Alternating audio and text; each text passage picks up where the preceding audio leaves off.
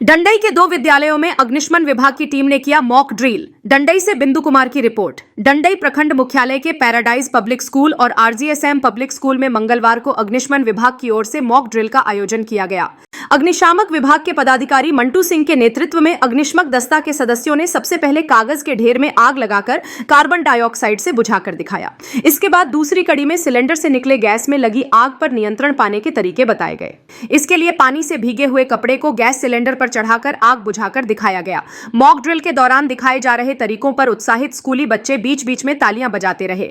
वहीं अग्निशामक दल के पदाधिकारी मंटू सिंह ने बताया कि आपदा से निपटने के लिए जागरूकता आवश्यक है। जागरूकता फैलाकर हम आग से होने वाले नुकसान को कम कर सकते हैं। साथ ही आग लगने के बाद इस पर काबू पाने के तरीके बताए गए हैं। कार्यक्रम का मुख्य उद्देश्य छात्रों और स्कूल स्टाफ को आपातकालीन परिस्थितियों विशेषकर आग लगने जैसी घटनाओं से निपटने के लिए जागरूक और प्रशिक्षित करना था। अधिकारी ने कहा कि हमारी टीम ने स्कूल परिसर में आग लगने की काल्पनिक स्थिति उत्पन्न कर मौके पर त्वरित रिस्पांस, अग्निशमन यंत्रों के इस्तेमाल और सुरक्षित निकासी की प्रक्रिया को विस्तार से प्रदर्शित किया। कहा कि आग लगने की स्थिति में घबराने के बजाय सतर्क रहकर कैसे खुद की और दूसरों की जान बचाई जा सकती है। इस दौरान बच्चों ने अग्निशमन अधिकारियों से सवाल पूछे और पूरी तल्लीनता से अभ्यास में भाग लिया। शिक्षक शिक्षिकाओं ने भी पूरे अभ्यास में सहयोग किया और कहा कि इस तरह की जानकारी भविष्य में किसी भी आपदा के समय बेहद उपयोगी साबित हो सकती है। मौके पर फायर ब्रिगेड कर्मी सुनील कुमार, विद्यालय निदेशक सिकंदर प्रजापति, हेडमास्टर बिंदु कुमार रवि, शिक्षिका कनकलता कुमारी, उपेंद्र कुमार रवि सहित काफी संख्या में छात्र छात्राएं उपस्थित थे। इसके अलावा सूखी रेती भी हम डालते हैं तो उससे बुझ जाता है। तो आपको एलपीजी के बारे में भी हम बताते हैं। जैसे एलपीजी सबों के घर में उपलब्ध है। खाना बनाने के क्रम में जब हम किचन में प्रवेश करते हैं तो किचन में प्रवेश करने पर हमें ये अपने आप में आश्वस्त हो लेना है कि हमारा एलपीजी गैस पहले से कहीं लीकेज तो नहीं है। अगर लीकेज है तो हमें इसकी पहचान उसकी गंध से करना है। जैसे उसमें ना उसको हम ना देख सकते हैं ना उसमें एक रासायनिक मरकब्ता नाम का एक रासायनिक तत्व मिलाया गया है जिसके गंध से हम पहचानते हैं कि एलपीजी का गंध है। तो अगर लीकेज है तो हम रेगुलेटर से बंद करेंगे, चूल्हे के नल से बंद करेंगे और इसके बाद जब हम आश्वस्त हो लेते हैं कि मेरा किचन में गैस लीकेज नहीं है तो हम पहले सर्वप्रथम रेगुलेटर के नल से खोलेंगे और उसके बाद चूल्हा पे के नाव से खोलेंगे। पहले रेगुलेटर से खोलेंगे एक हाथ से, दूसरे हाथ से चूल्हे के नाव को खोलेंगे, उसके बाद लाइटर से जलाएंगे। खाना बनाने के वक्त हमें वहाँ हमेशा उपस्थित रहना है। ऐसा नहीं हो कि खाना हम उसके ऊपर चढ़ा दिए और वो खाना उबल करके बर्नल पर, चूल्हे के बर्नल पर गिर जाता है। बर्नल पर गिरने के बाद आग तो बुझ जाती है लेकिन गैस का रिसाव बना हुआ रहता है और उस परिस्थिति में बाहर से लोग आते हैं, देखते हैं कि मेरा तो चूल्हा बुझ गया, खाना भी मेरा नुकसान हो गया, आनन में जला देते हैं। उनकी सोच जो है वहाँ पे गलत हो जाता है और वो जलाने के बाद जो है गैस तो पूरे किचन में फैल चुका है। चूल्हे तक गैस नहीं है, गैस तो पूरा किचन में फैल गया है। तो वैसी परिस्थिति में वो जला देते हैं। जलाने के बाद जो है खुद खतरे में घिर जाते हैं। तो वैसी परिस्थिति में खाना बनाने के वक्त हमें हमेशा वहाँ उपस्थित रहना है। खाना बनाने वाले बर्तन को चिमटा से उतारना है, कपड़ा से नहीं उतारना है। लटकती हुई कपड़ा से हो सकता है उसमें आग पकड़ ले। दिया सलाई का इस्तेमाल नहीं करना है, उसमें लाइटर का इस्तेमाल करना है। पर्दे का इस्तेमाल नहीं करना है। जो खिड़की में, दरवाजा में, जो किचन में पर्दा टंगा हुआ रहता है, नहीं रखना है पर्दा को। वहाँ पे जलने वाला सामान कम से कम रखना है। इन सारी बातों को अगर हम ध्यान देते हैं तो किचन में आग नहीं लगेगी। अगर लगेगी भी तो हम रेगुलेटर से गैस को ऑफ कर देंगे, आग बुझ जाएगी। और बंद करने के क्रम में भी यही ध्यान देना है हमको। जब खाना हमारा बनने का कार्य समाप्त हो गया तो पहले रेगुलेटर से बंद करेंगे। जब रेगुलेटर से बंद करेंगे तो गैस में जो फ्लेम निकल रहा है वो स्वतः बंद हो जाएगा। हम जब ये समझ लिए कि मेरा पाइप का गैस सब समाप्त हो गया है तो रेगुलेटर से बंद करने के बाद चूल्हे के नब को बंद करेंगे।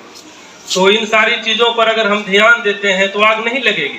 अगर लगेगी भी तो उसको हम आसानी से इस अग्निशमन, पोर्टेबल अग्निशमन यंत्र के द्वारा वहीं पे बुझा देंगे। तो हम आपको ये इतना विश्वास दिलाते हैं कि अगर हम सावधान रहेंगे तो आग नहीं लगेगी। हम असावधानी की ओर जाएंगे, लापरवाही की ओर जाएंगे तो आग लग सकता है। ज़्यादा आग लापरवाही के कारण ही लगता है।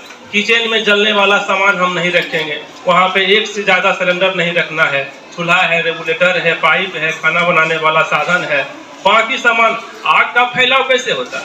आग मान लीजिए गैस का पाइप में लग गया, वहाँ पर बहुत से सारे जलने वाले सामान रहेंगे, किचन में सामान भरा हुआ रहेगा तो पूरा किचन में आग पकड़ लेगा। और जब पूरा किचन में आग पकड़ेगा तो फिर दूसरा कमरा में भी जा सकता है। इसलिए किचन को हमेशा खाली रखना। जहाँ भी फायर पॉइंट, जहाँ पर भी आग की उत्पत्ति होने की संभावना है, वहाँ जलने वाला सामान को नहीं रखना, ये हमेशा याद रखना है। तो एलपीजी के बारे में तो हम समझते हैं, समझ गए होंगे आप लोग।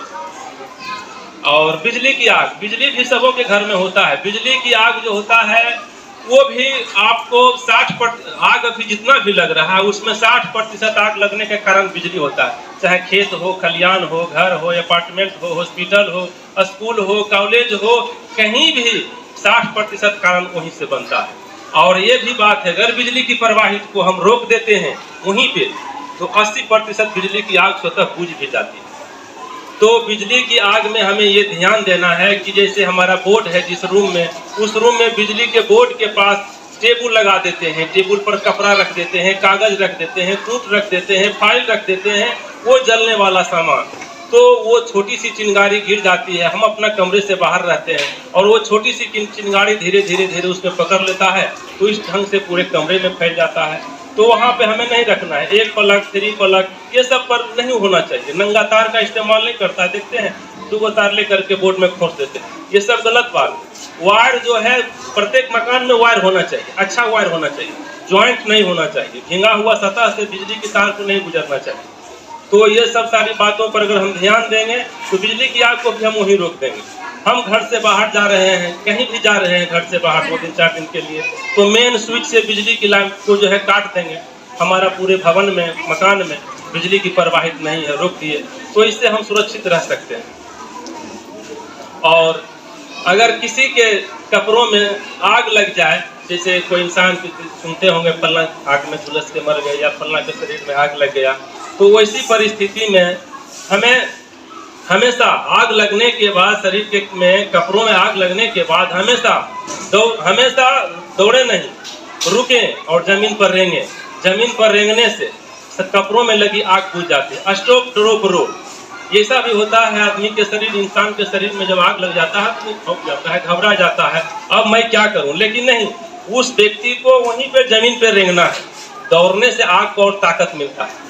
अभी हम बताए ना कि उत्पत्ति में हवा का भूमिका होता है, हवा सहयोग देता है, उसके बाद ही आग लगता है। तो जब वो आदमी दौड़ता है, भागता है, वो तो अपने आप को खो देता है कि अब हमारी जान चली जाएगी, हम आग के चपेट में आ गए हैं।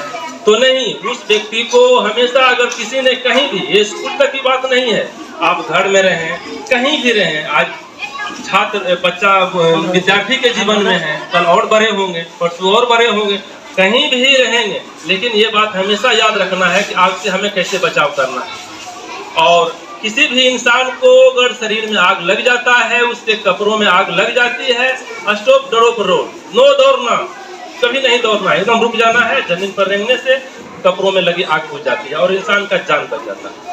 वर्मा डेंटल केयर, दांत और मुंह से संबंधित सभी रोगों का इलाज। डॉक्टर तान्या वर्मा का दूसरा dental care branch Varma dental care, GP plaza mall, Chiniya road, ground floor, trend Reliance के बगल में, गढ़वा। समय सुबह 10 बजे से शाम 5 बजे तक एवं शाम 5 बजे से 8 बजे तक नवादा मोड़, सब्जी मार्केट रोड के दाहिने साइड वाले वर्मा डेंटल केयर के पहला ब्रांच में। विशेष जानकारी के लिए स्क्रीन पर दिए गए नंबर पर संपर्क करें।